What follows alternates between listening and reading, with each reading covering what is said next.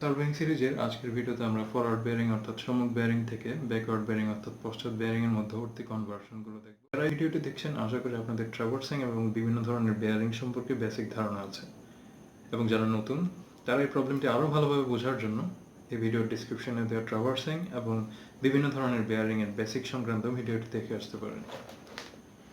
এবার আমরা আমাদের আজকের প্রবলেমটি সলভ করে ফেলি। আজকের প্রবলেমটি বলছে the following bearing observed in a closed traverse A, B, C, D, E, F, A calculate backward bearing। এখানে একটি ক্লোজ ট্রাভার্সের কথা বলা আছে, যেটির ফরওয়ার্ড বেয়ারিংগুলো আমাদেরকে দেওয়া আছে, আমাদেরকে ক্যালকুলেশন করে ব্যাকওয়ার্ড বেয়ারিং বের করতে হবে। ফরওয়ার্ড বেয়ারিং এবং ব্যাকওয়ার্ড বেয়ারিং এর দুটি সূত্রের সাথে পরিচিত, সেটি হচ্ছে forward bearing equal to backward bearing plus minus 180 degree, অর্থাৎ forward bearing equal to backward bearing plus 180 degree হবে যদি ব্যাকওয়ার্ড বেয়ারিং এর ভ্যালু 180 ডিগ্রির চেয়ে ছোট হয়।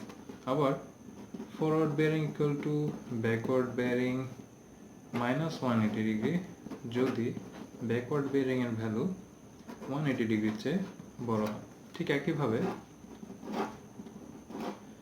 Backward bearing equal to forward bearing plus 180 degree যদি ফরওয়ার্ড বেয়ারিং এর ভ্যালু 180 ডিগ্রির চেয়ে ছোট হয়।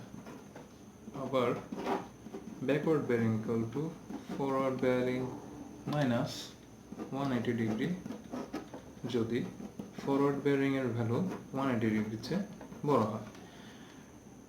আমরা শুধু এই সূত্রগুলোই জানি, কিন্তু এই সূত্রগুলোর পিছনের লজিকগুলো আমরা একটু দেখার চেষ্টা করব। একটি লাইন এ থেকে শুরু হয়ে বি এর দিকে গেছে, যার বেয়ারিং হচ্ছে 20 ডিগ্রি। এটি হচ্ছে আমাদের বি বিন্দু।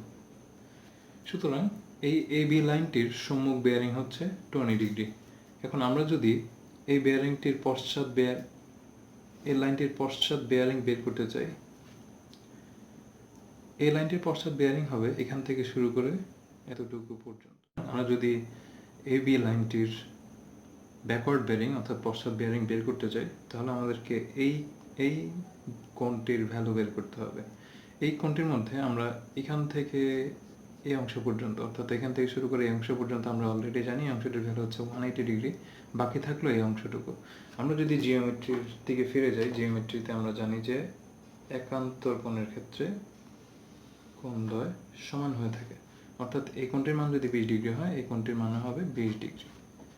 সো এখান থেকে শুরু করে এতটুকু পর্যন্ত যদি 180 ডিগ্রি হয়, বাকি অংশ যদি 20 ডিগ্রি হয়, সুতরাং এই বি লাইনটির ব্যাকওয়ার্ড বেয়ারিং হবে 180 ডিগ্রি প্লাস 20 ডিগ্রি। সো আমরা এখান থেকে বুঝে গেলাম যে যদি ফরওয়ার্ড বেয়ারিং এর ভ্যালু 180 ডিগ্রির চেয়ে ছোট হয়, তখন ব্যাকওয়ার্ড বেয়ারিং এর সাথে 180 ডিগ্রি যোগ করতে হয়। আবার যদি কখনো ফরওয়ার্ড বেয়ারিং এর ভ্যালু 180 ডিগ্রির চেয়ে বড় হয়, ধরলাম এখানে একটি লাইন আছে যার ফরওয়ার্ড বেয়ারিং হচ্ছে 210 ডিগ্রি। সুতরাং ব্যাকওয়ার্ড বেয়ারিং আমরা বের করার চেষ্টা করি। এটি হচ্ছে এ, এটি হচ্ছে বি। ফরওয়ার্ড বেয়ারিং ছিল 210 ডিগ্রি, সুতরাং ব্যাকওয়ার্ড বেয়ারিং কত হবে? আমাদের ব্যাকওয়ার্ড বেয়ারিং হবে এখান থেকে শুরু করে এই পর্যন্ত। আমরা আবার যদি একান্তর কোণটি হিসাব করার চেষ্টা করি, এই কোণটি হবে এই কোণটির সমান।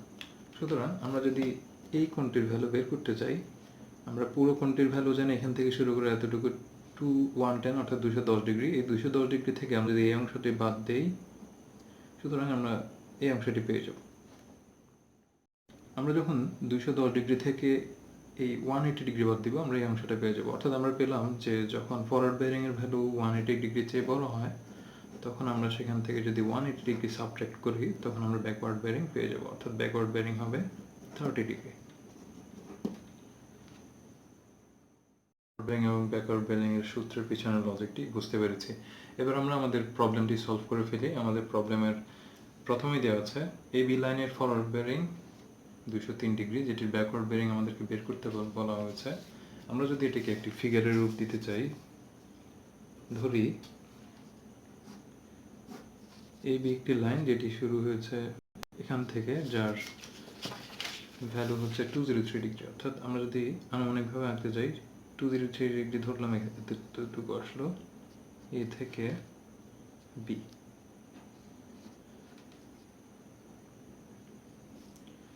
আমাদেরকে এবি লাইনটির ব্যাকওয়ার্ড বেয়ারিং বের করতে বলা হয়েছে। এবি লাইনটির ব্যাকওয়ার্ড বেয়ারিং হওয়া উচিত এই অ্যাঙ্গেলটি। সুতরাং যেহেতু ফরওয়ার্ড বেয়ারিং 203 ডিগ্রি, যেটি 180 ডিগ্রি থেকে বড়, সুতরাং আমরা নির্দ্বিধায় 203 থেকে 180 সাবট্রাক্ট করলেই আমরা আমাদের ডিজায়ার্ড ব্যাকওয়ার্ড বেয়ারিংটি পেয়ে যাব। আমাদের ব্যাকওয়ার্ড বেয়ারিংটি হচ্ছে 23 ডিগ্রি। পরবর্তীতে বি থেকে সি এর দিকে ফরওয়ার্ড বেয়ারিং হচ্ছে 133 ডিগ্রি। সো বি থেকে সি এর দিকে যদি আমরা আগাতে চাই, বি থেকে C, suppose this is our 133 degree from B to C. So B থেকে C লাইনটির ব্যাকওয়ার্ড বেয়ারিং হবে নর্থ লাইন থেকে শুরু করে এই অ্যাঙ্গেলটি। সো যেহেতু এই ভ্যালুটি ফরওয়ার্ড বেয়ারিং এর এই ভ্যালুটি 180 ডিগ্রি থেকে ছোট, সেহেতু আমরা 133 ডিগ্রি 37 মিনিটের সাথে 180 ডিগ্রি যোগ করে দিতে পারি। সুতরাং আমরা ভ্যালু পেয়ে গেলাম 313 ডিগ্রি 37 মিনিট। পরবর্তী ভ্যালুটি হচ্ছে সিডি, অর্থাৎ সি থেকে ডি এর দিকে 89 ডিগ্রি ধরি, এখান থেকে শুরু করে এই পর্যন্ত 89 degree and 41 minute. Let's think that this is our D point. So CD এর ব্যাকওয়ার্ড বেয়ারিং হবে নর্থ লাইন থেকে শুরু করে এই ভ্যালুটি।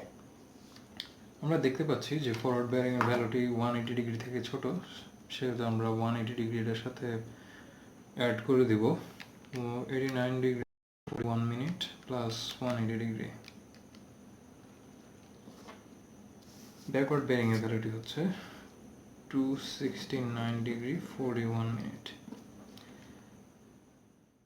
এই প্রবলেমটির বাকি অংশ সলভ করে ফেলতে পারবো। যেহেতু প্রবলেমে বলা আছে যে এটি একটি ক্লোজ ট্রাভার্স, সুতরাং এই ট্রাভার্সটি এ থেকে শুরু হয়ে আবার এতে এসে শেষ হয়ে যাবে। আমরা জানি যে ক্লোজ ট্রাভার্স হচ্ছে সেই ট্রাভার্স যে ট্রাভার্সের প্রথম বিন্দু এবং শেষ বিন্দু একই বিন্দুতে এসে মিলিত হয়।